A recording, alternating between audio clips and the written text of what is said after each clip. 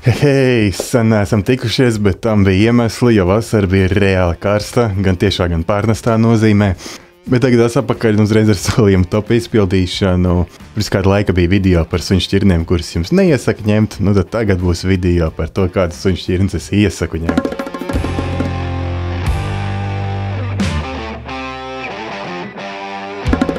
Bet uzreiz vienosimies, ka šitais video taču nav ne baigi pamācoši, ne arī objektīvs, jo ieteiks suņu šķirnes tā abstrakti, kad nav pretī kāds konkrēts cilvēks ar viņu konkrētu dienas režīmu, ar viņu aktivitātēm un vispārējo ir tā nepārāk pateicīgi.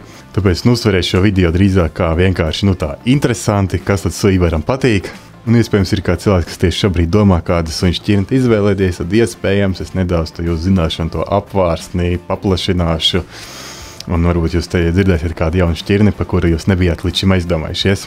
Bet uzreiz visiem tiem cilvēkiem, kuri ir slingi, kuriem nepatīk staigāt, kuriem nepatīk lietus, kuriem nepatīk dubļi, patīk absolūti sterila tīra māja un nepatīk spalvas, jums es varu ieteikt zivtiņas akvārijā. Nav suņu šķirnes, kas jums ir pielāgotas. Neatkarīgi no nekā, visām suņu šķirnēm ir jāstrādā, ar visām suņu šķirnēm jāiet staigāt, ar visām suņu šķirnēm ir jānodarbojas, visi suņi ir kaut kā jānodarbina. Tā ka priekš šādiem cilvēkiem man nekas, diemžēl, nav iesakāms. Un pirmā šķirna sarakstā ir Velsas korgijs Pembroks.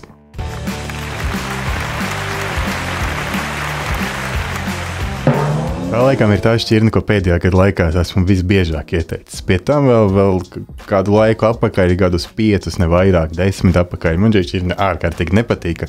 Absolūti kaut kāds subjektīvi iemeslu dēļ. Es viņu nevarēju saprast, nevarēju izprast. Izskats arī kaut kā nepārāk.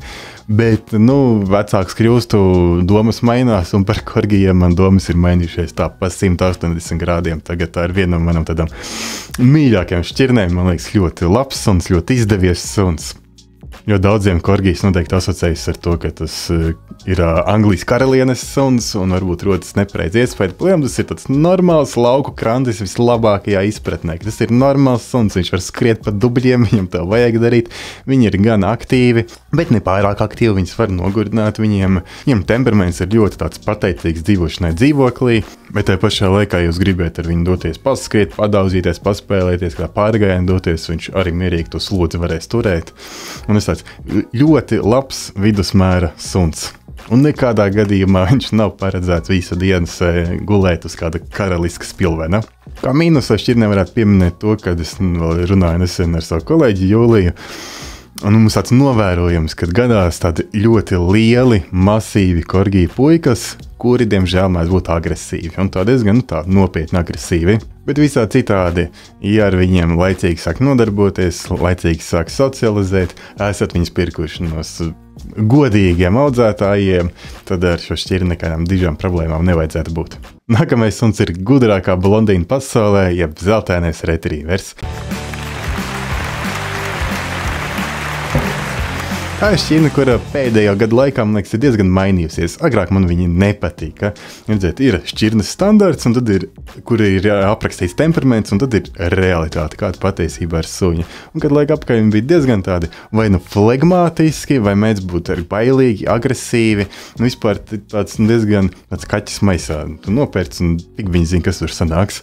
Bet šī šķirnes popularitāte ir ļoti strauja. Iespējams, ka tieši šo iemeslu dēļ arī kritās, kā rezultātā selekcionāriem bija krietni vieglāk šo šķirni kaut kā saglābt, krustot tikai labus suņus. Notika arvien mazāk nekontrolētas pārošanās, kur rezultātā arī veidojās šādi neprognozējami suņi. Un kā rezultātā šobrīd ir ļoti labs, tāds vidēji aktīvs, draudzīgs kompanjons. Viņiem patīk spēlēties, viņiem patīk skriet, viņi labi sadzīvo ar bērniem, bet arī, kas ir svarīgi, viņi ir tādi vidēji aktīvi, bet tomēr nodarbināmi suņi. Tie nav tādi kā malinoši, kuriem visu laiku vajag skriet, visu laiku vajag kustēties. Viņiem visu vajag ar mēru. Kā mīnus varētu pieminēt, protams, displāzijas problēmas. Tā sērga, diemžēl, nekur nav pazudusi. Manuprāt, pēdējā laikā viņi parādās arvien vairāk, tīpaši priekšējām kājām. Bet tur atkal mazināt to risku var ņemot suņus no labām, atbildīgām, godprātīgām audzētājām, kur veikti displāzija testi, un tādēļ šis risks, ka jūsu sunim varētu būt displāzija, ir ļoti, ļoti minimāls.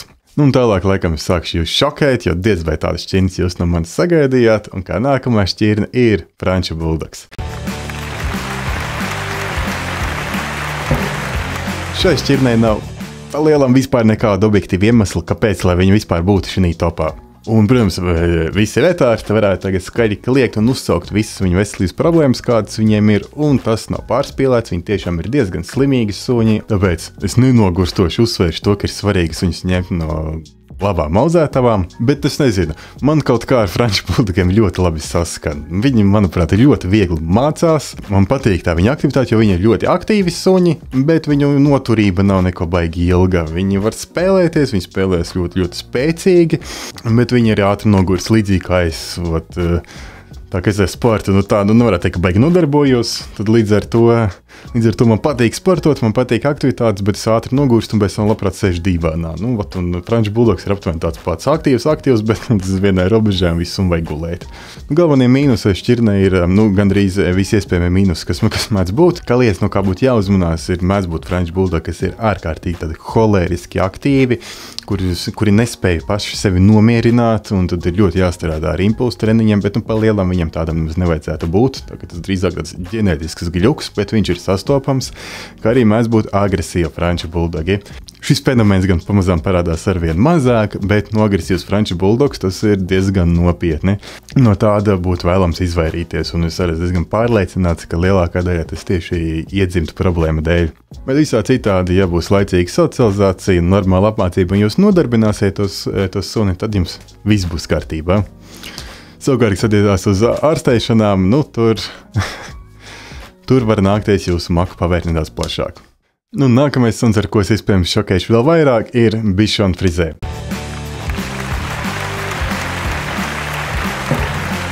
Tas ir tas, kas man pēdējos gados ir bijis atklājums. Līdz šim es šai šķirnei nekādu lielu uzmanību neesmu pievērsis, jo viņa izskatās tā kā tāda maza rotaļa lieta, bišķīt nenopietni. Bet jo vairāk cilvēku man ar viņiem sāka nākt uz nodarbībām, jo vairāk es viņus iemīlēju. Viņus pat ir diezgan tā grūti noraksturot. Lielam viņam raksturs ir aptuveni tāds, kā ar viņi izskatās. Tādi nenopietni, jautri, rotaļīgi, kas ir svarīgi bez kaut kādām lielām problēmām uzvedību. Viņi tiešām ir normāli, kas ir milzīga vērtība mūsdienās. Galvenais ir nenokavēt socializāciju, lai viņi ir droši, lai viņi nav tie mazie kavekši, no kā cilvēki baidās, ieraugot mazus suņus. Viņus nodarbināt, audzināt viņus tā kā normālus suņus, tas, kā es runāju pagājušajā video.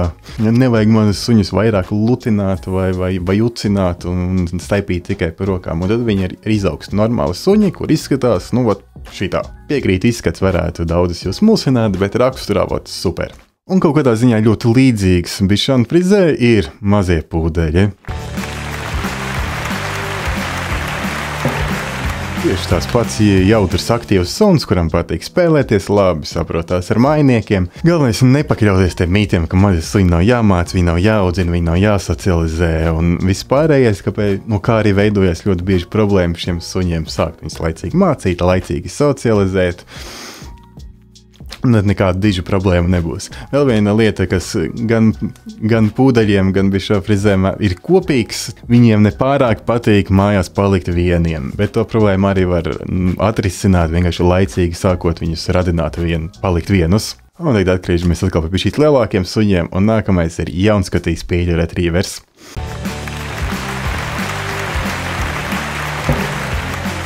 Tā šķirne, kura šobrīd nav pati populārākā netuvu un nekad nav bijusi mūsu platuma grādos, bet es parādzu, ka pamazām tuvāko gadu laikā tā šķirne kļūs krietni populārāka un sastapsimies viņas diezgan bieži. Un no velti jau diezgan labi sanākusi. Un diezgan labi atbilst tādam mūsdienu aktīvam cilvēkam. Tā, ka tie retrieveri, tad savā būtībā, protams, viņi ir līdzīgi zeltainiem retrieveriem, tikai ir mazāki un, kas ir svarīgi, aktīvāki. Tā, ka tie suņi jāņem jau tādiem aktīviem cilvēkiem.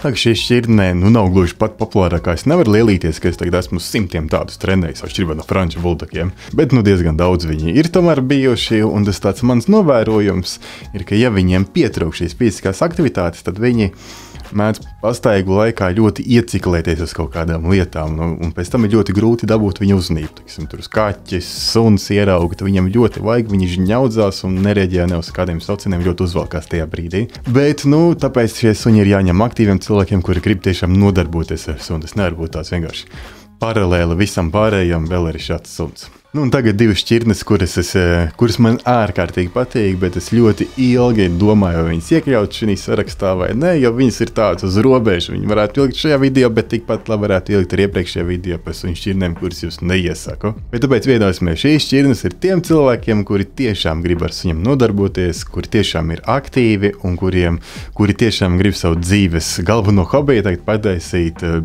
darbošanos ar suni, suņa apmācību vai kāds suņa sports. Un kā pirmais Austrālijas aitu suns.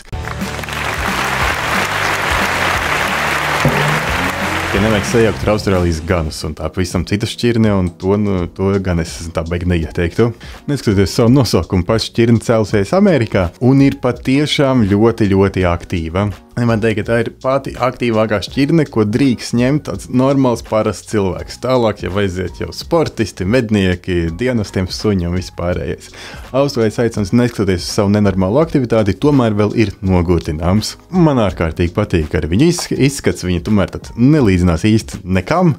Viņiem tāds ļoti specifisks un grūti sajaukt ar kaut ko citu, lai gan daži suņi mēdz nedaudz border collies atgādināt, bet nav velti, arī raksturā viņi kaut kādā ziņā ir līdzīgi. Kā mīnus šai šķirnei noteikti var pieminēt bailes. Viņi mēdz būt bailīgi, diemžēl, un pēdējā laikā, jo biežāk redzu, jo vairāk sanāk redzēt arī bailīgus suņus.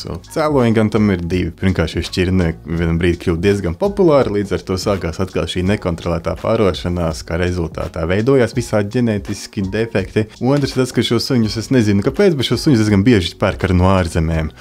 Un, lai ievestu suni, lai pārvestu un pāri robežai, viņiem ir jābūt izietai trakumsargas karantīnai. Tas nozīmē, ka jūs sunu var dabūt plus mīnus 3,5–4 mēnešos. Un ja audzētājs pirms tam nav nodarbojies ar sunu, viņš nav socializējis, viņš vienkārši dzīvojas audzētavā, iespējams liela pļava meža vidū, kur viņš ir labi skraidījis. Bērnību pavadījis ļoti priecīgi, bet nav redzējis pilsētu, cilvēkus, citus suņus, trokšņus.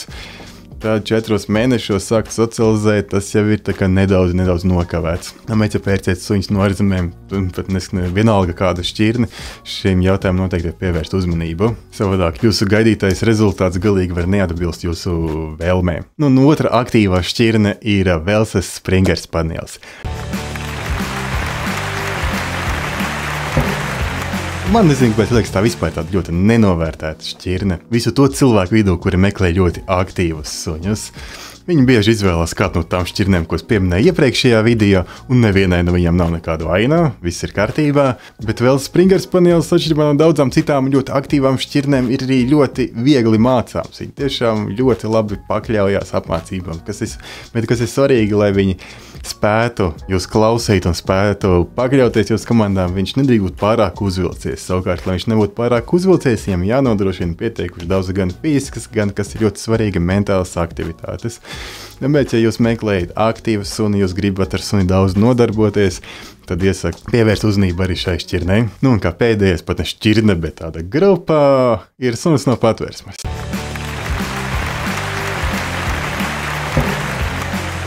Jā, un te es neju pretrunā. Zinu, ka suns no Patvērsmes iekļauj arī topā par suņiem, kurus es neiesaku, vai pareizāk sakot, pirms kura ņemšanas iesaku divreiz padomāt, bet, divreiz un daudzreiz vairāk padomāt vajag pilnīgi par jebkuru šķirni un vispār par domu tādu, vai jums vajag vai nevajag suni. Ņemot sunu no Patvērsmes, jau ir tikai viena problēma, un tā ir tā, ka ļoti bieži mēs suņus izvēlamies ļoti emocionāli. Mums to palika žēl, tas tā uz mums paskatījās, un kā rezultātā mums suns ir mājās.